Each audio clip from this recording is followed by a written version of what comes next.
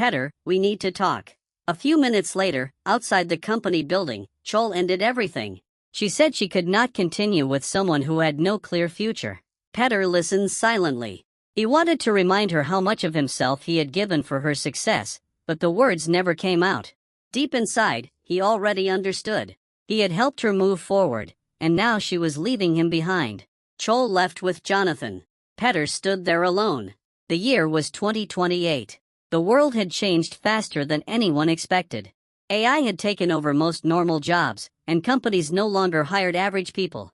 Only students with strong records, high GPA, and real skills could even get a chance. For people like Petter, the future was already closing its doors. That day, Petter stood outside a company interview hall with a file in his hand. His shirt was clean but old, and his face looked tired. But he still had a little hope left. This was his last chance. If he could clear this interview, maybe his life could still change. He took a deep breath and stepped toward the entrance. But before he could go inside, the security guard stopped him. "Show your eligibility slip." Petter quickly opened his file and handed over his documents. The guard checked them once, then looked at him. "Your GPA is below the required limit. You are not eligible for this interview." Petter froze. "What? But I got the interview message." The guard shook his head. "Only shortlisted candidates can enter. Your academic record does not qualify." The words hit Petter hard. He wanted to argue, but there was nothing to say. His GPA had fallen badly over the years, and in this new world, weak records meant closed doors. Just then, the interview hall door opened. A group of candidates came out, and at the center of them was Chol. Everyone around her was smiling and congratulating her. She had got the job. For a second, Petter just stood there and watched her. Then Chol noticed him. Her smile faded a little. Before Petter could speak, a well-dressed guy came and stood beside her, Jonathan. He had confidence, money, status, and the kind of smile that made Petter feel small without saying much. The interview hall had rejected him. The girl he loved had dumped him, and the world had moved on without him. That evening, Petter returned home like a dead man walking. His small room was dark. His old laptop was on the table. Unpaid bills were lying near the bed. His phone kept showing videos about GFA, the biggest open-world game in the world. Millions of people were earning through it now. Because AI had made jobs rare, GFA had become more than entertainment. It had become a second economy. Players earned GoTech, converted it into crypto, and cashed it out in real life. Early players had already become rich. They owned businesses, properties, crews, territories, and rare items inside the game. Most of the biggest missions had already been completed, and new high-reward missions launched only once a month. Even those missions were usually cleared by powerful players and strong crews. Normal players were left doing small work inside the game. Driving, deliveries, security jobs, trading, and low-level crew tasks. They could earn, but they could never catch up to the early players. Petter sat on his bed and stared at the screen. That was when everything came back to him. Since high school, he had been chasing Chol. Even after entering college, he spent 3 years trying to impress her. He spent money on her, solved her problems, helped with her studies, and ignored his own future without realizing it. Because of him, Chol's marks kept improving. Everyone thought she was naturally smart. No one knew Petter was the reason behind it. While Chol's marks kept rising, Petter's GPA kept falling. And now, because of that same GPA, he was not even allowed to enter an interview hall. Petter slowly understood the truth. He had spent his best years building Chol's future, while other people had used that same time to build empires. That night, broken and hopeless, Petter lost his will to live. But when he opened his eyes again, he was not in 2028 anymore. He was back in college, second year, July 2026, a few months before GFA's launch. At first, Petter could not believe it. He checked his phone, the date, his college groups, everything. It was real. He had returned to the past. This time, he knew what was coming. GFA would launch on November 20th, only for consoles, PL5, PL5 Pro, Xbox L, and Xbox N. In July 2027, GFA Online would open. And in February 2028, the game would launch worldwide for PC. By then, GoTech would become one of the most valuable digital currencies in the world. Petter made a decision. This time, he would not chase Chol. This time, he would chase money. That same day, Chol messaged him. "Can you help me with my project tonight?" In his old life, Petter would have said yes instantly. But this time, he replied, "Sorry, I'm busy." That one message changed everything. From that day, Petter stopped giving her free help. Instead, he started saving money. He researched GFA leaks, console prices, gaming forums, early economy theories, and every small detail about GoTech. He knew that if he entered the game early, he could build his base before everyone else understood the real system. But there was one problem. Every console was sold out. Because of GFA hype, the market had gone crazy. Stores had no stock. Online listings disappeared in seconds. Second-hand sellers were charging insane prices. Petter searched everywhere, but found nothing. So, he became desperate. He sold his old gadgets, borrowed money, did small paid work, and stopped every unnecessary expense. By October, he finally collected enough money and bought a PL5 Pro from a scalper for $1,200. It was overpriced, but Petter did not care. In his first life, he had wasted more than that on Chol. This time, he was investing in himself. After buying the console, he pre-ordered GFA. When the confirmation appeared on the screen, Petter felt something he had not felt in years: control. A few minutes later, Chol messaged him again. "Are you coming to my birthday dinner?" In the old timeline, Petter had spent a huge amount of money on that dinner. This time, he simply replied, "No." Then, he turned off his phone. A month later, his practical exam was also coming. But Petter was not careless like before. This time, he divided his time carefully. Study enough to survive college, save enough to enter GFA early, and when the game launched, use every second properly. On November 20th, the whole world was watching. Players were shouting in chats, streamers were counting down, and every console player was waiting for midnight. Petter sat alone in his room, his PL5 Pro ready. Meanwhile, Petter had already created a brand new MeTube channel and prepared everything for his first livestream. He did not have a single follower yet, but that did not bother him. He knew that if he streamed the game on launch day, viewers would eventually find his channel. In many countries, it was still not midnight, which meant those players could not access the game yet. Their only option was to watch live streams from regions where the game had already launched. This gave Petter the perfect opportunity to attract an audience. Without wasting any more time, Petter started the game.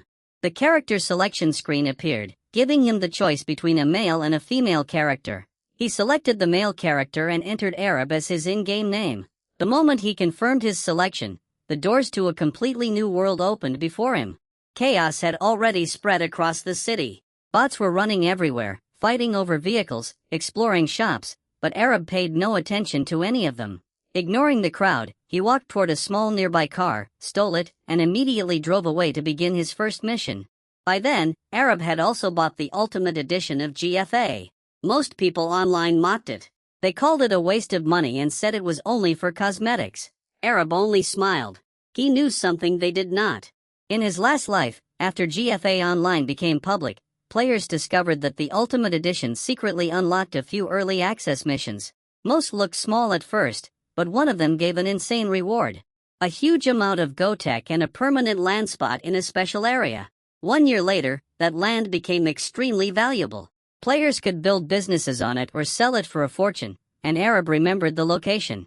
He had not bought the Ultimate Edition for skins. He bought it for the hidden door everyone else would miss. The mission area was hidden in a rich part of the city. A small private investigation office stood between a coffee shop and an old parking building. Most players would drive past it without noticing, and even those who entered would think it was just a normal side mission. But Arab knew better. He entered the office, where a tired-looking detective gave him a job. A celebrity named Leo Renz suspected that his wife was cheating on him. Arab had to follow her, collect proof, and report back. Simple mission, low risk. That was what the game wanted players to think. Arab accepted it immediately. The target location was Leo Renz's luxury apartment building. Instead of rushing in, Arab parked across the street near a building that faced the celebrity's bedroom window. Then, he waited. 1 hour passed. 2 hours. 3 hours. The live stream chat started getting restless. People asked what he was doing, whether the mission was bugged, and why he was just standing there. Arab ignored them. In his last life, players failed this mission because they rushed. They followed the wife too closely, got spotted, or triggered the wrong cutscene. But the real reward appeared only if the player waited long enough and collected full proof. After almost 6 in-game hours, a black car stopped near the apartment. A man stepped out, looked around once, then entered the building. Arab moved. He crossed the street, entered from the side, climbed the surface stairs, and reached the hallway near the wife's room.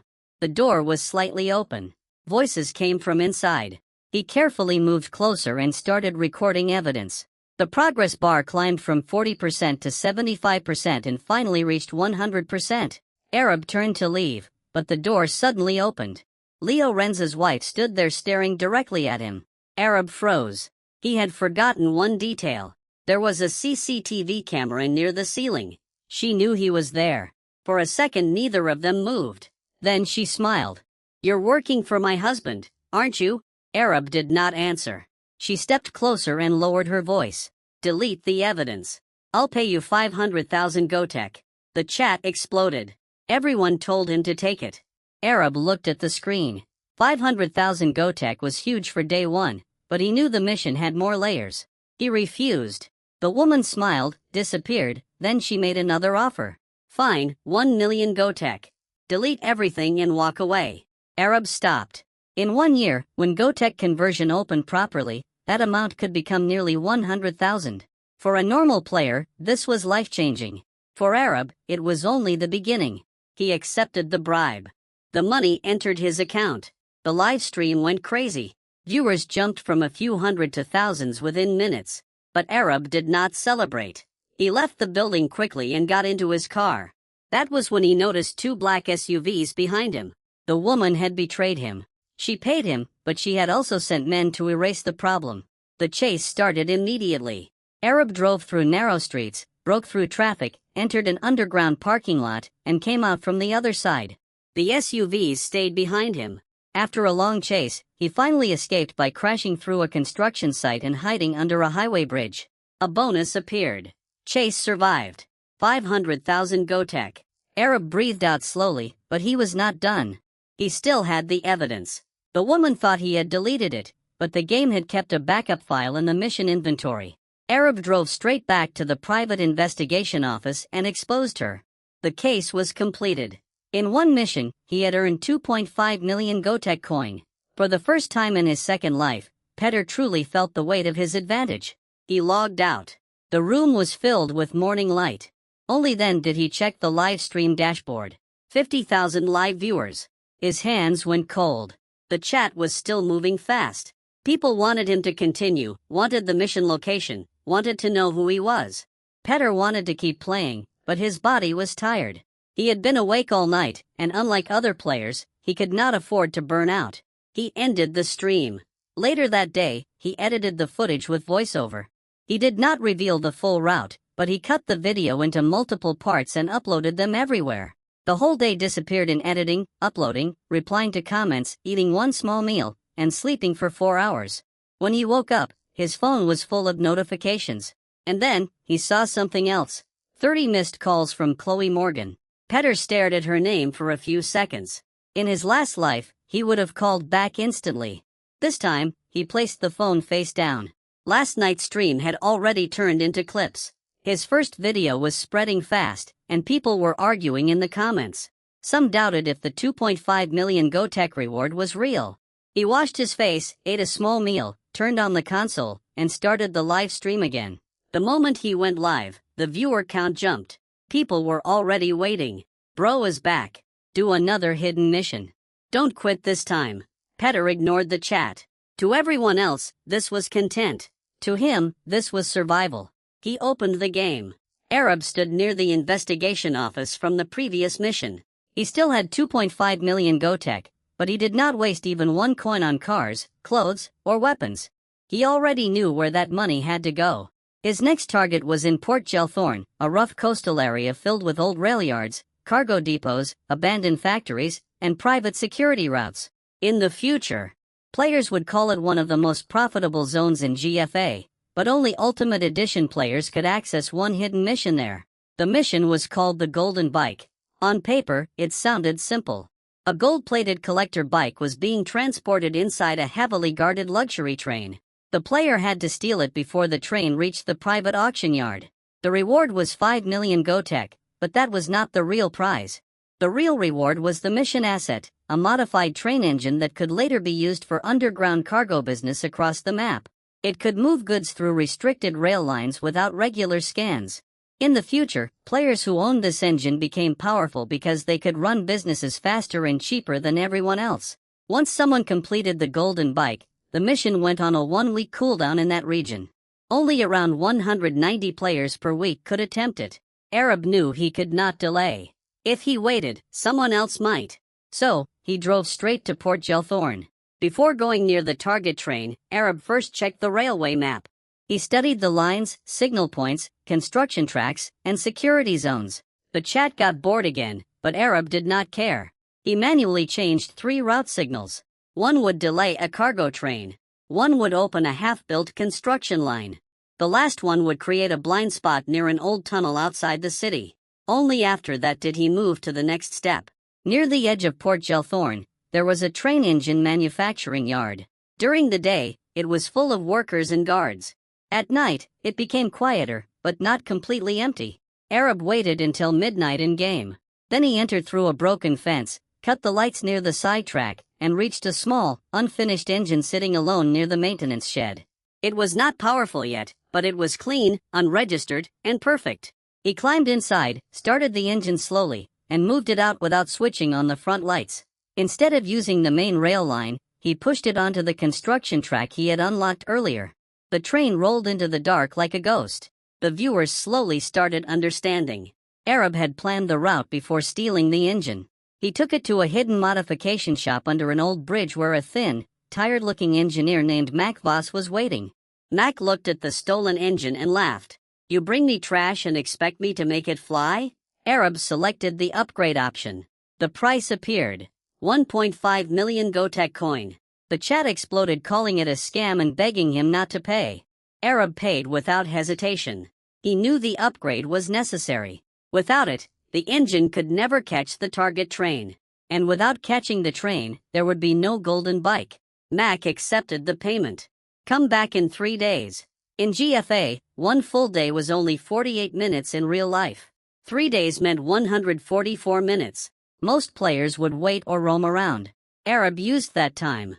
First, Arab went to a salon and changed his appearance. New haircut, beard trim, darker jacket, different glasses. Then he spent 500,000 Gotek on special gear, magnetic shoes, scanner glasses, and a compact weapon kit. By the time he finished, only 500,000 Gotek remained from his original 2. The chat kept calling him crazy, but Arab knew he had not wasted money. He had converted money into access. Next, he followed the target train's route. He did not attack it. He only observed where it launched from, which stations it crossed, how many guards stood on each carriage, where the armored bike container was placed, where the train slowed down, where the signal towers had blind spots, and where the modified engine could get close without being detected. For nearly 2 in-game days, he did nothing flashy, only tracking in preparation. Slowly, the viewers changed. At first, they had come for chaos. Now they were watching like they were studying a heist. Then the 3rd in-game day ended. A notification appeared. Modification complete. Arab returned to Mac Voss's underground shop. The stolen engine was no longer the same. Its body had been reinforced, the lights were masked. The wheels were modified for rough tracks, and the cabin had extra control panels, signal bypass tools, and a black market cargo lock system. Mac stood beside it, wiping oil from his hands. The engine was ready, but this mission was not something he could complete alone. Petter opened the in-game phone and called Lucy. "I need a driver." "What kind of job?" "A moving train. 5 million Gotek reward." There was a brief silence. "Send me the location." 30 minutes later, Lucy arrived at Mac's workshop. The mission clock locked at 8 p.m. The auction train would depart in 1 hour. Petter equipped his magnetic shoes, scanner glasses, smoke grenades, compact weapon kit, and spider gun. Lucy entered the driver's cabin. Petter climbed onto the roof. The engine's lights went dark. She pushed the throttle. The modified engine roared. Its boosters ignited and sparks sprayed from the wheels as it charged through the darkness. The auction train came into view. A long armored convoy carrying luxury cars, jewelry, weapons, antiques, and the golden bike. Lucy pulled alongside its final carriage. Now, Petter ran across the roof and jumped. For 1 second, there was nothing beneath him but racing tracks and concrete pillars. Then, he landed hard on the auction train. His magnetic shoes snapped into place, but Petter had already activated the scanner glasses. The carriages turned semi-transparent. Heat's signatures appeared beneath him. Petter reached the first hatch and dropped inside. Before the guards could raise their weapons, he threw a smoke grenade. Gray smoke swallowed the cabin. He fired the spider gun twice. One guard was pinned to a wall. Another was dragged against a steel table. Petter crossed into the next carriage. 2 guards rushed him. He ducked beneath the first shot, fired at the ceiling, and used the retracting cable to pull one guard off balance. A second shot fixed the other guard to the door, but the first guard hit the emergency alarm before the cable tightened. Red lights flashed through the train. Security alert. Lucy's voice cut through the siren. You have less than 2 minutes. Petter ran. The remaining guards were moving toward the armor carriage.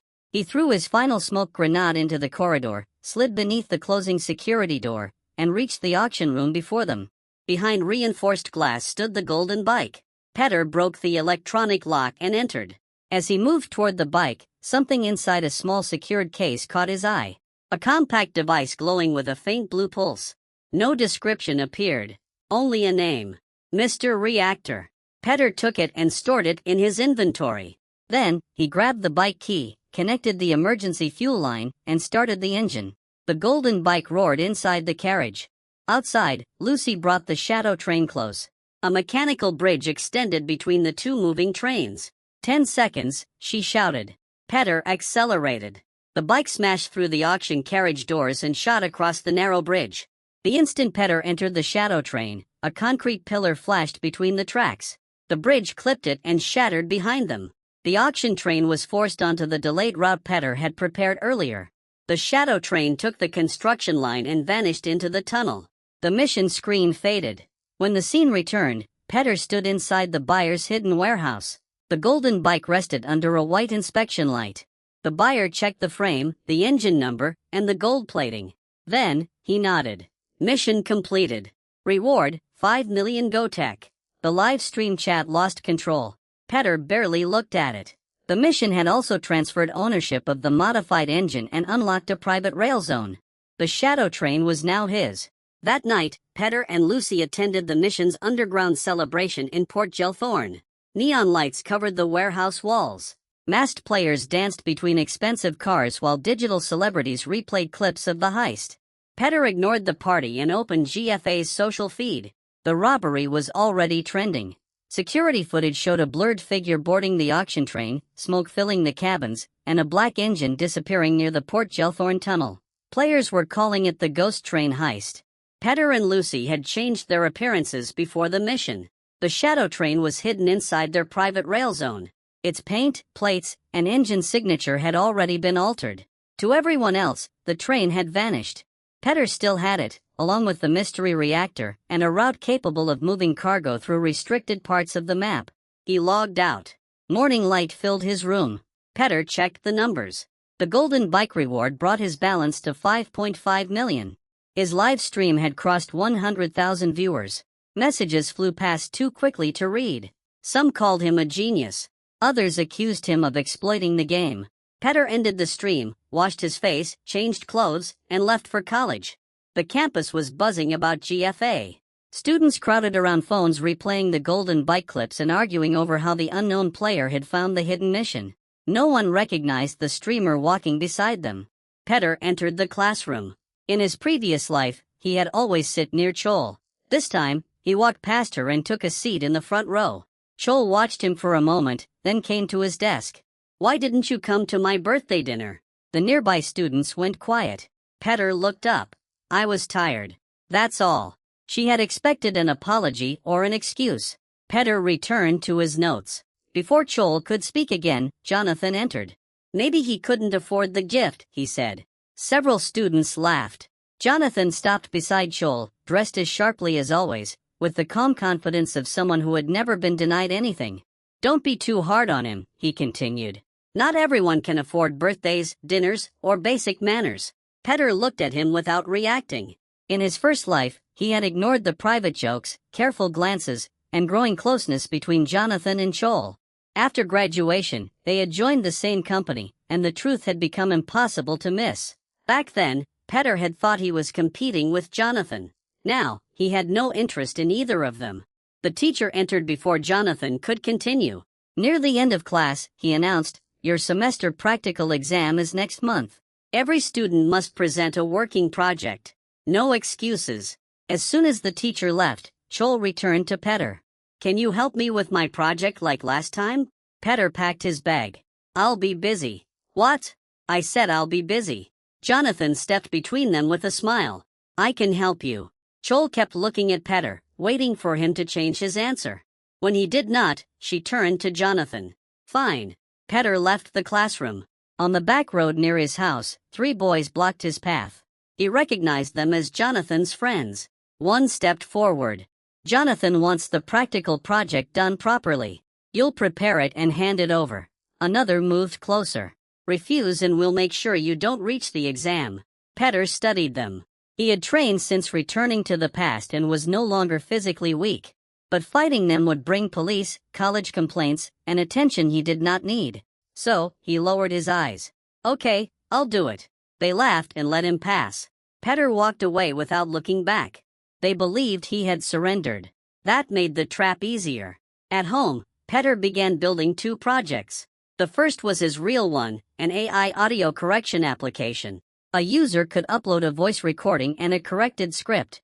The program would clean the audio, replace spoken mistakes, adjust timing, and produce a smooth final track without forcing the speaker to record everything again. The second was for Jonathan, a fake result analysis app that looked professional until it began generating ridiculous roast-style reports. Petter also prepared a second decoy drive. It contained a broken imitation of his audio application filled with distorted samples, false labels, and unstable code. If Jonathan tried to steal only one project, the first decoy would embarrass him. If he tried to steal both, the second would finish the job. During the following month, he divided his time between college work, GFA, and MeTube. His channel crossed 50,000 subscribers. The combined views on his streams and edited clips passed 6 million, bringing in nearly 10,000. Inside GFA, Petter continued clearing early opportunities before other players discovered them. By the week of the practical exam, his balance had reached almost 30 million GoTech. At its future value, that could become nearly $3 million. But the coins were still locked inside the game. GFA's official cash-out system would not open until online mode launched the following July. For now, MeTube paid his real expenses. On the morning of the practical exam, Petter placed the 2 decoy drives and their project files inside his bag. The real drive stayed hidden in an inner pocket. Near the college gate, Jonathan's group stopped him. One boy held out his hand. "Projects." Petter pretended not to understand. "Projects? Jonathan's and yours." "Both." So, Jonathan planned to submit the fake result app as his own and steal Petter's real project as a backup. Petter handed over the 2 decoy drives. The boys checked the labels, took the files, and let them through. Inside the lab, teachers and an external examiner sat at the front while students waited for their names. Chol was called first, but Jonathan walked up with her. "We made the project together," he said. The examiner nodded. "Begin." Jonathan connected the first drive. A clean interface appeared on the screen. Chol uploaded a sample result sheet. The app processed it. A robotic voice announced, "Analysis complete." This result is so confused, even the calculator wants to resign. The room fell silent. A second line appeared. "Performance detected, academically dramatic, emotionally overconfident." Someone laughed. Then the entire class broke into noise. Chol's face turned red. Jonathan stared at the screen. The teacher's expression hardened. "What is this?" Jonathan pulled out the second drive. That was an unfinished version. "The real project is here." Petter watched from the back row. Jonathan connected the stolen backup and opened what he believed was Petter's audio tool. The interface loaded with broken formatting. Random technical labels flashed across the screen. When Jonathan uploaded a sample, a distorted voice began repeating mismatched words from different recordings. The program crashed, reopened, and played the same corrupted line again. This time, no one laughed. The external examiner leaned back, visibly irritated. The teacher shut down the computer. "Enough. Both of you, leave the room." Joel looked humiliated. Jonathan turned toward the back of the class and found Petter watching him. Petter gave him a small smile. Jonathan finally understood. After they left, Petter's name was called. He walked to the front, removed the real drive from his inner pocket, and connected it. "This is an AI audio correction tool," he explained. "It repairs spoken mistakes without forcing the user to record the entire audio again." He uploaded a rough voice clip, then a corrected script. The program processed both files and generated a clean recording with the corrected words aligned to the speaker's timing and tone. The room went quiet. The external examiner leaned forward. "Run it again." Petter used a second sample. The result was just as clean. The examiner took out his phone. "This has commercial value. Give me your number." Petter did. When the exam ended, he headed toward the college gate. Jonathan was waiting with a much larger group this time. Joel stood nearby, angry and confused. Petter stopped several meters away. The group began moving toward him. A luxury car pulled up beside the gate. The rear window lowered, revealing the external examiner. "Petter, get in." Jonathan's group froze.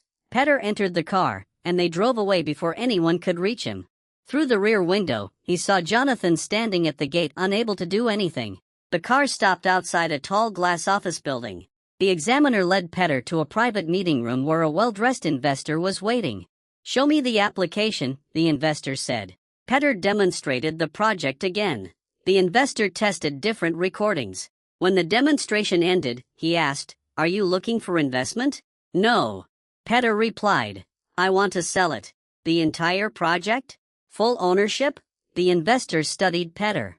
"You understand this could become much more valuable if you build a company around it." "I understand. I don't have time to run that company." Petter needed liquid money now. His larger opportunity was inside GFA, and he would not divide his attention building a startup he did not want. After a short call, the investor returned with an offer. $500,000. Full ownership, source code, and all future rights. Petter accepted. The contracts were prepared and signed. When the payment reached his account, he turned to the external examiner. The man had recognized the project, taken him away from Jonathan's group, and brought him to the buyer. Petter transferred $50,000 to him. The examiner stared at the notification. "You don't have to do this." "I know." That answer made the man smile. Petter left the building in a booked car. As the city passed outside the window, he checked his accounts.